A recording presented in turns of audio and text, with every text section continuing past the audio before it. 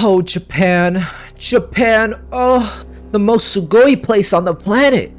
Japan is my #1 kawaii desu ne. These Westerners, they wouldn't understand the beauty of my anime country. Everyone knows there's nothing wrong with Japan. It's literally a utopia with like 0 flaws. Arguing that the male-dominated cabinet and ruling party are part of the problem. There are some rare success stories, but it will take generations for women to get equal. It's a well-known fact that Japan kind of fucking sucks. Japan does end up being one of the most romanticized countries despite that. I mean, the country only recently raised the age of consent. Like, that law hasn't been touched since 1907 apparently. Despite all the great things that Japan has to offer, like, I don't know, technology, culture, and amazing food, the only thing that came out of Japan that was obviously the best was anime. Sugoi! Ohayo gozaimasu! Nah, but this shit's serious. I deadass had a superficial idea of Japan when I was in like the 9th grade. I used to romanticize the country despite knowing jack about it. All of that because I watched My Hero Academia. Some smells good in there. What is that? What did you have to eat? That smells amazing.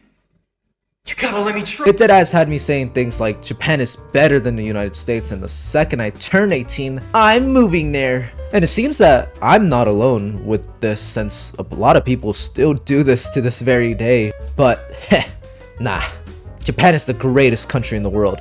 I mean, look at all these anime waifus that look like they're grown-ass women but are actually all teenagers. Like, what is up with manga writers always avoiding the number 18? Like, you see all these characters and they're always like, I don't know, 16, 17, 15, 14, and then, oh look, they look like adults. Oh, they look like adults. They look like adults. Ooh, you know, ooh, I'm the number 18. I'm gonna get you. Ooh. And this is a huge issue I have with people who have their anime girls that they be gooning to. Like, wait, but hold on, they're just drawings. It's fiction. Yeah, all right.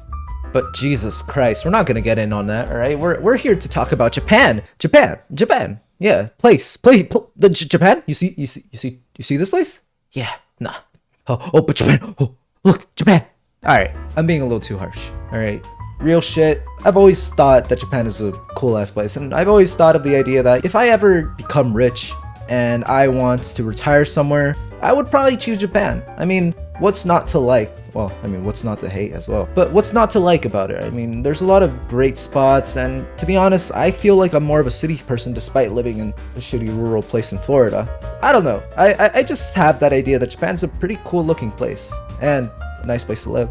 I'm not trying to like simplify Japan into just some city, alright? Sure, I was talking about Tokyo there, but Japan has so many other cities and locations and rural areas that just add to the culture and beauty of the place. But despite all that, we got a lot of people from around the world going to Japan and being complete fucking nuisances. Like, dog, Johnny Salami, I said it right.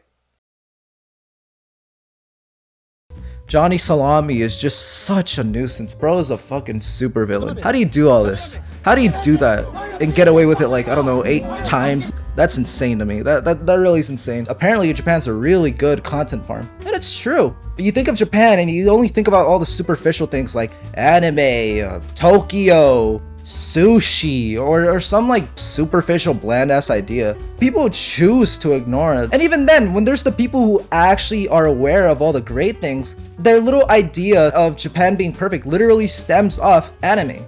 Listen, alright, we got YouTubers out there that cover Japan greatly. そこで本人に会いに仙台へ。おはようございます。おはようございます。Are you YouTuber?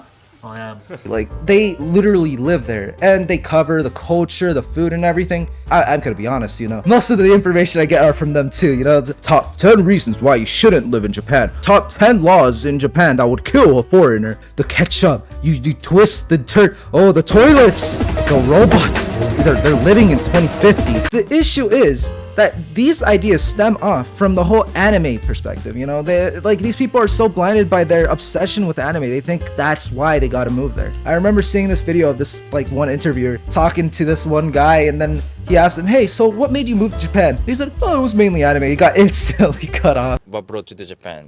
I was interested in anime and then No hate on them though. I get it. I mean, I respect the grind, right? Some people genuinely believe, you know, what they want, and he got what he wanted. He's fulfilling my 9th grader dream. So who could blame him, you know? He actually managed. So what's the problem with that? But then again, there's a lot of people who have those ideals, and then they get disappointed when they get there.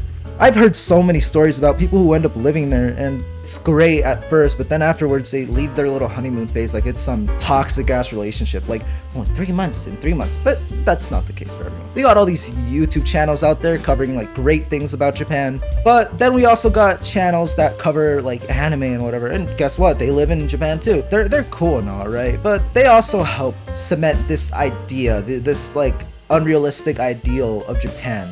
It's kind of weird. Like, out of all the countries, you know, Japan and anime is the things that really popped off out of it. Regardless, their fucking economy is dog shit though. Holy shit. Have you seen the yen to fucking USD? Like, that's like, Japan's cooked. They're cooked. And they're not even having kids.